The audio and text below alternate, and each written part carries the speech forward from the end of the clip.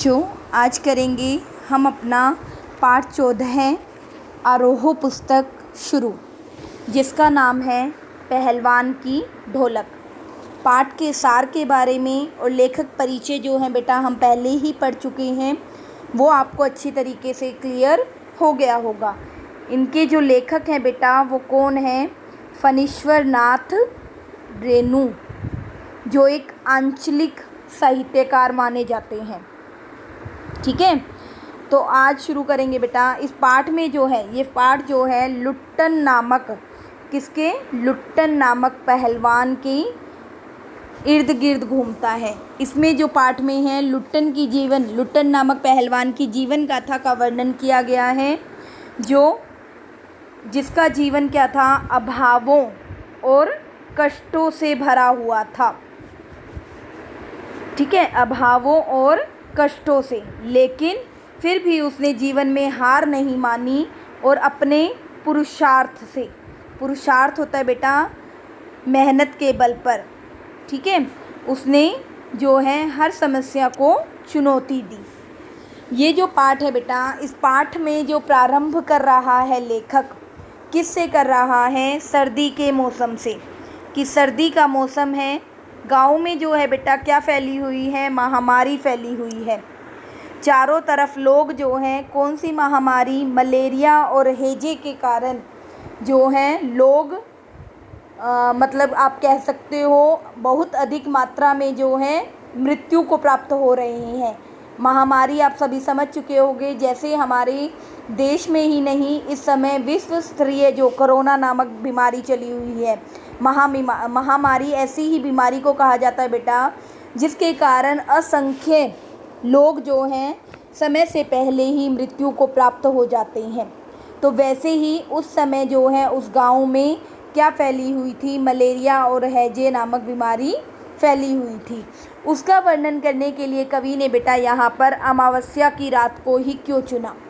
अमावस्या की रात जो है बेटा वो अंधेरी काली रात होती है, और जो चांदनी रात है वो क्या है बेटा? वो सुखों का प्रतीक मानी जाती है, प्रेम और संयोग को अभिव्यक्त करने वाली मानी जाती है। अगर लेखक यहाँ पर अमावस्या की जगह चांदनी रात का वर्णन करता, तो शायद जो वो भाव प्रकट करना चाहता था पाठक के सामने वो नहीं कर पाता। इसीलिए उसने किसका वर्णन किया है यहाँ पर? अमावस्या की रात का वर्णन किया है। सर्दी के जो दिन होते हैं, सर्दी की जो रातें होती हैं, वो क्या होती हैं? अधिक ठंडी और अंधेरी काली होती हैं। अगर मैं यहाँ पर बेटा लेखक की भाषा पर टिप्पणी करूँ, तो लेखक की भाषा कैसी है? उसने जो ये वर्णन किए हैं, कैसा वर्णन किया है बेटा? ये चित्रात्मक रूप, इसको हम कहते हैं चित्रात्मक शैली, कि एक चित्र रूप में जो है उसने चित्रात्मक और अलंकारिक भाषा का प्रयोग किया है। और यहाँ पर रात का जो है बेटा उन्होंने मानवीकरण किया है, रात का मानवीकरण किया है, और प्रकृति को जो है क्या है? मानव की तरह शोक दुख में जो है भरा हुआ दिखाया है। खड़ी बोली में जो वो अभिव्यक्त करना चाहते हैं, और साथ में उन्होंने मिश्रित शब्दावली का प्रयोग किया है। खड़ी बोली की सशक्त अभिव्यक्ति है और मिश्रित शब्दावली का प्रयोग हुआ है। ठीक है, शुरू करते हैं अपना पाठ। जाड़े का दिन, अमावस्या की रात, ठंडी और काली। मलेरिया कौन सा रोग होता है? जो मच्छरों के काटने से फैलता है। और हैजा किससे होता है बेटा? पानी के प्रदूषण से फैलता है। ठीक है, से पीड़ित गांव। भयार्थ होता है बेटा भय प्लस किससे मिलकर बना है? ये आर्थ से। आर्थ होता है पीड़ित, भय से पीड़ित। ठीक है, क्या करता है कि सारा का सारा जो गांव है वो कैसा हो गया है? मलेरिया और हैजे से पीड़ित होने के कारण, जैसे कोई शिशु, कोई बच्चा जो भय से पीड़ित होकर चीख पुकार करने लगता है, वैसे ही जो है सारा का सारा गांव जो है डर के मारे थर थर काँप रहा था। पुरानी और उजड़ी बांस फूस की झोपड़ियों में अंधकार और सन्नाटे का सम्मिलित साम्राज्य, साम्राज्य मीन्स राज्य। और निस्तब्धता, निस्तब्धता होती है बेटा, आप चुप्पी कह सकते हो, सन्नाटा कह सकते हो, मौन कह सकते हो।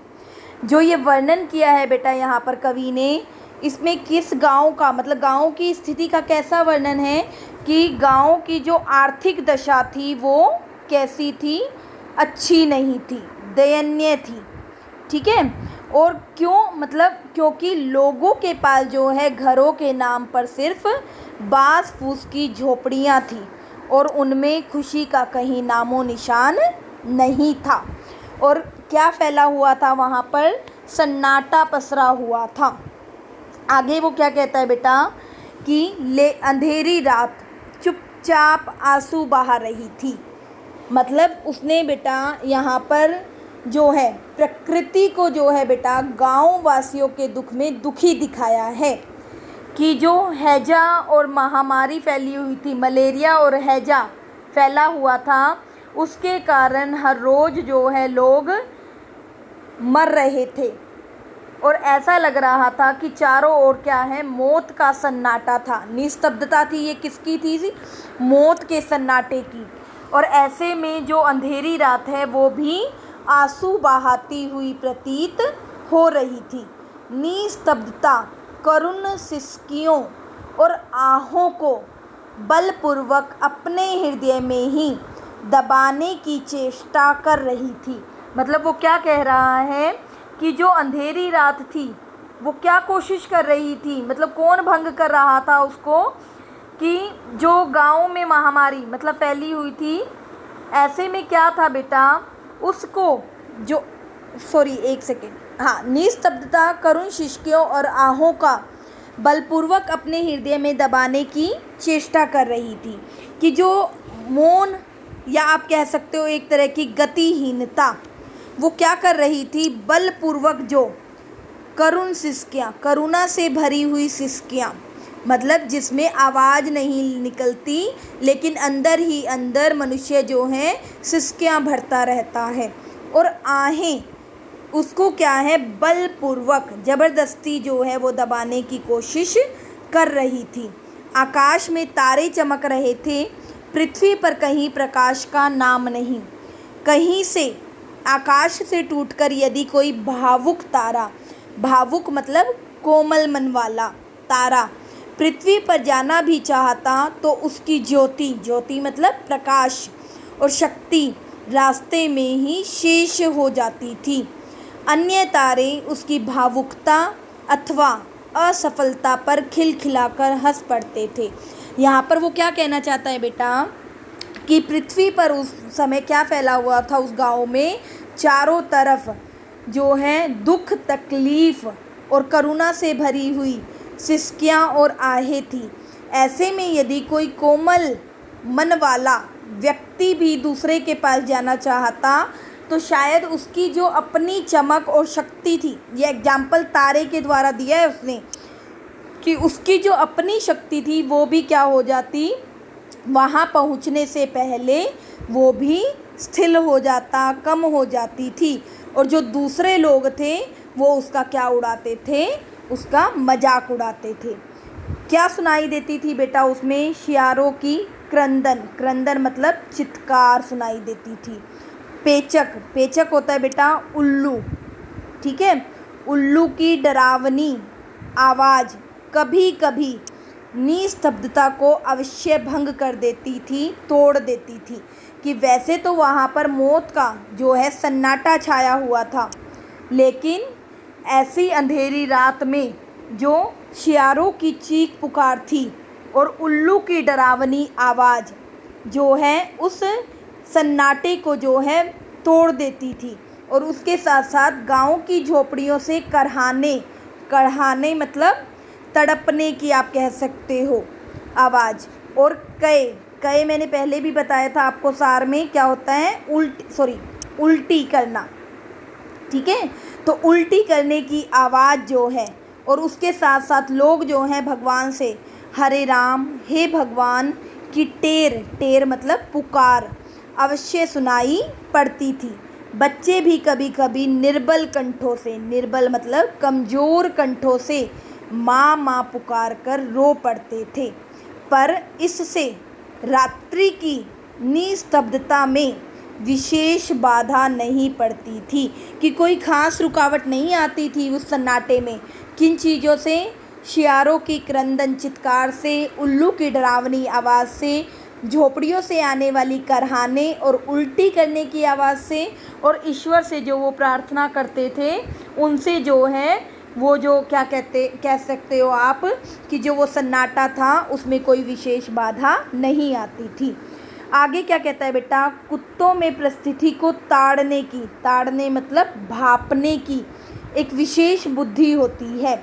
वे दिन भर राख के घूरों, घूरों मतलब गंदगी के ढेरों पर, क्या होता है घूर?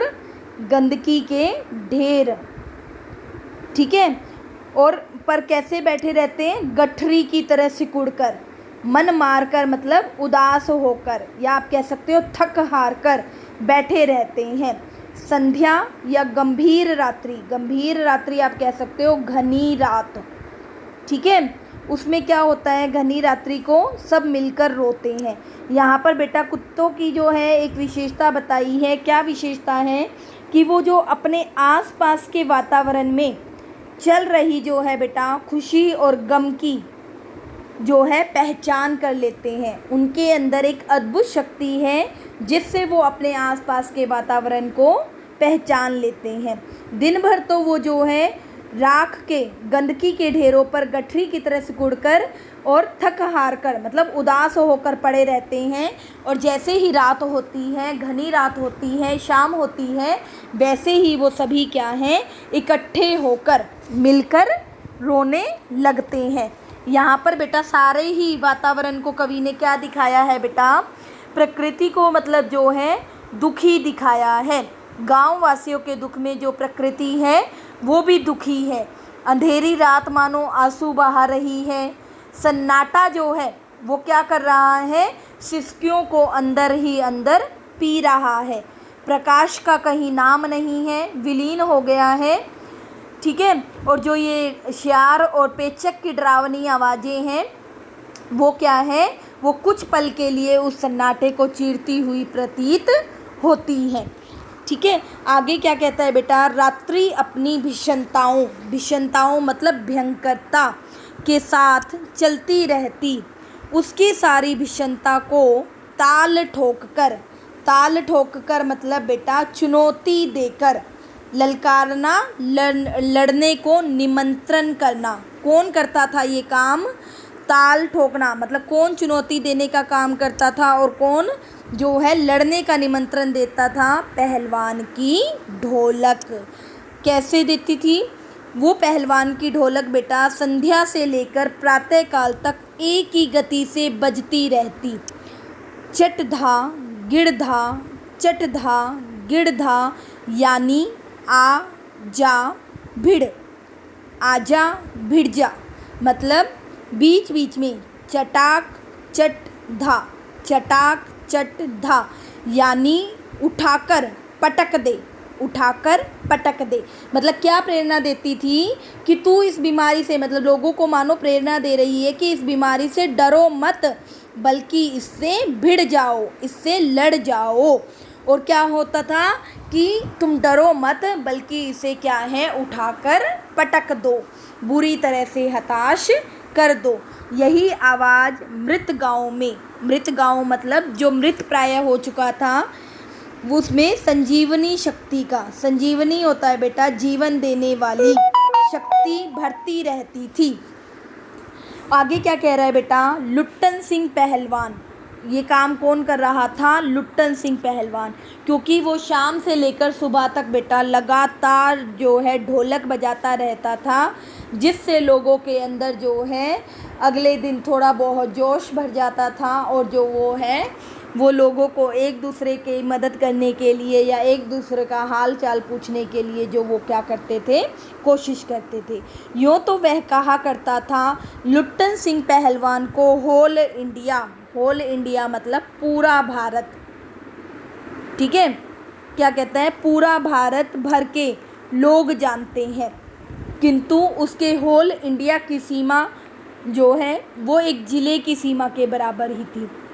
तब तक लुट्टन सिंह जो है वो प्रसिद्ध नहीं हुआ था, एक आम पहलवान था।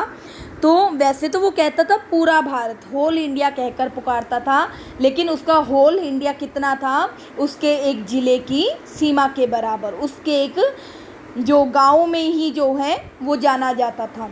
ज़िले भर के लोग उसके नाम से अवश्य परिचित थे, ज़िले भर के जो लोग थे वो अवश्य जो है उसे जानते थे।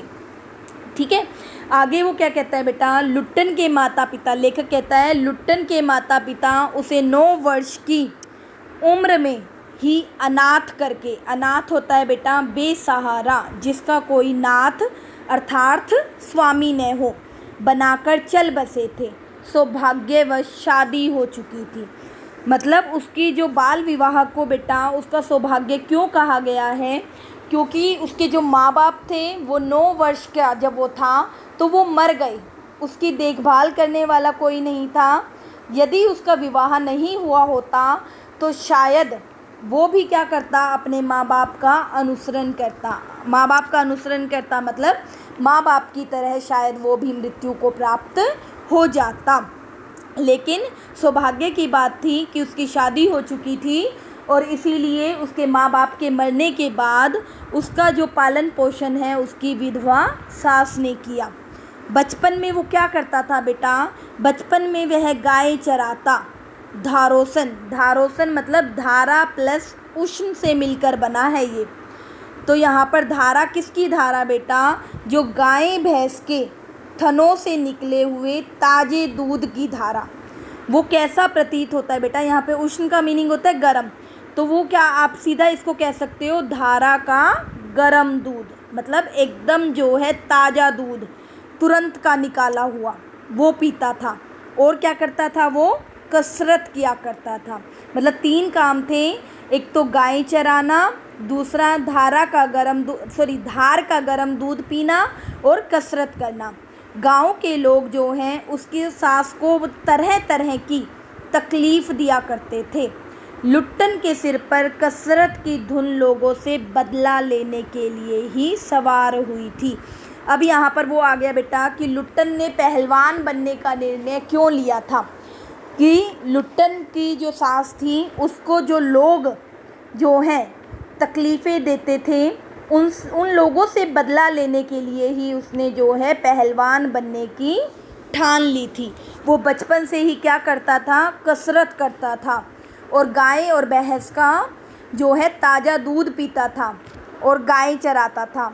तो जिसके कारण वो क्या है, किशोरावस्था तक आते किशोरावस्था मैंने बताई थी जो 11 से 15 वर्ष की आयु होती है, उस तक आते आते वो क्या बन चुका था, एक पहलवान बन चुका था नियमित, क्योंकि वो प्रतिदिन करता था। किशोरावस्था में ही उसके सीने और बाहों को सुडौल होता है बेटा, मजबूत बना दिया था, और मांसल होता है जिस पर मांस चढ़ा हुआ हो। ठीक है, जवानी में कदम रखते ही वह गांव में सबसे अच्छा पहलवान समझा जाने लगा। लोग उससे डरने लगे और वह दोनों हाथों को दोनों ओर 45 डिग्री की दूरी पर फैलाकर पहलवानों की भांति चलने लगा। वह कुश्ती भी लड़ता था। एक बार वह दंगल देखने श्यामनगर मेला गया। ठीक है, तो वहाँ क्या था, पहलवानों की कुश्ती और दाव पेच होता है बेटा जो कुश्ती के तौर तरीके होते हैं, जो युक्तियाँ होती है, देखकर उससे रहा नहीं गया। जवानी की मस्ती और ढोल की ललकारती हुई आवाज़ ने उसकी नसों में बिजली उत्पन्न कर दी मतलब जोश पैदा कर दिया, तेज़ी जगा दी। और क्या किया उसने बिना कुछ सोचे समझे दंगल में शेर के बच्चे मैं पहले भी बता चुकी हूँ बेटा, ये क्या है, उपाधि या फिर आप कह सकते हो पदवी, जिसको इंग्लिश में कहते हैं टाइटल, दिया गया था। ये किसे मिला था बेटा, ये पंजाब का एक पहलवान था चांद सिंह, उसको जो है बेटा इसकी शेर के बच्चे की उपाधि दी गई थी। क्यों दी गई थी? क्योंकि मतलब इस उम्र में जो है वो अपनी उम्र के सभी पहलवानों को जो है हरा चुका था और कोई भी जो है उसकी टक्कर का पहलवान मतलब आसपास के क्षेत्र में नहीं था। इसीलिए जो है उसे शेर के बच्चे की उपाधि मिली थी। उसका असली नाम क्या था? चांद सिंह। और उसके गुरु थे बादल सिंह, जो पंजाब के रहने वाले थे और पंजाब से पहल श्यामनगर मेले में आए थे। वो चांद सिंह कैसा था? सुंदर जवान, अंग प्रत्यंग होता है बेटा, हर एक अंग से सुंदरता टपक पड़ती थी। 3 दिनों में ही, मतलब 3 दिन हो गए थे, तो 3 दिनों में ही पंजाबी और पठान पहलवानों के गिरोह मतलब समूह की अपनी जोड़ी और उम्र के सभी पट्ठों मतलब पहलवानों को पछाड़ कर मतलब हरा कर उसने शेर के बच्चे की टाइटल मतलब उपाधि प्राप्त कर ली थी। इसलिए वह दंगल के मैदान में लंगोट लगाकर एक अजीब किलकारी होता है बेटा खुशी प्रकट करने के लिए आवाज़ें निकालना, भरकर छोटी दुल्की मतलब उछल कर क्रीड़ा करना लगाया करता था कि मतलब वो लोगों को जो है ललकारता था कि आओ और लड़ो मुझसे। देशी नौजवान जो थे बेटा पहलवान, उससे लड़ने की कल्पना से भी घबराते थे। अपनी टाइटल को, अपनी इस उपाधि को जो है प्रमाणित करने के लिए, सिद्ध करने के लिए ही चांद सिंह जो है बीच बीच में दहाड़ता फिरता था, लोगों को जो है वो क्या करता था मतलब चुनौती देता था। श्यामनगर के दंगल और शिकार प्रिय वृद्ध राजा साहब उसे दरबार में रखने की बातें कर ही रहे थे कि लुट्टन ने शेर के बच्चे को चुनौती दे दी।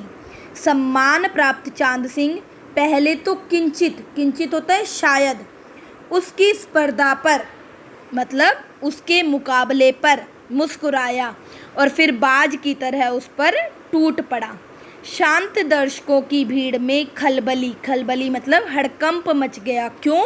क्योंकि लुट्टन पहलवान ने किसे चुनौती दी थी? शेर के बच्चे की उपाधि प्राप्त चांद सिंह को, जिसको जो है आज तक कोई हरा नहीं पाया था। इसीलिए लोगों में क्या हो गया? हड़कंप मच गया और क्या कहने लगे? पागल है पागल, मरा। पर वाह रे बहादुर, लुट्टन बड़ी सफाई से आक्रमण को संभाल कर निकल कर उठ खड़ा हुआ और पैतरा दिखाने लगा। राजा साहब ने कुश्ती बंद करवाकर लुट्टन को अपने पास बुलवाया। क्यों बंद करवाई बेटा? क्योंकि चांद के बारे में उन्हें पता था राजा को कि वो जो है अपनी उम्र के सभी नौजवानों को हरा चुका है। इसीलिए राजा जो है इस बात को आगे बढ़ाना नहीं चाहता था। वो नहीं चाहता था कि लुट्टन को जो है किसी भी प्रकार का नुकसान हो। इसीलिए उसने बीच में रुकवाकर जो है लुट्टन को बुलाया और समझाया। अंत में उसकी हिम्मत की प्रशंसा करते हुए 10 रुपये का नोट देकर कहने लगे, जाओ मेला देखकर घर जाओ। इससे आगे का बेटा जो है नेक्स्ट वीडियो में हम करेंगे।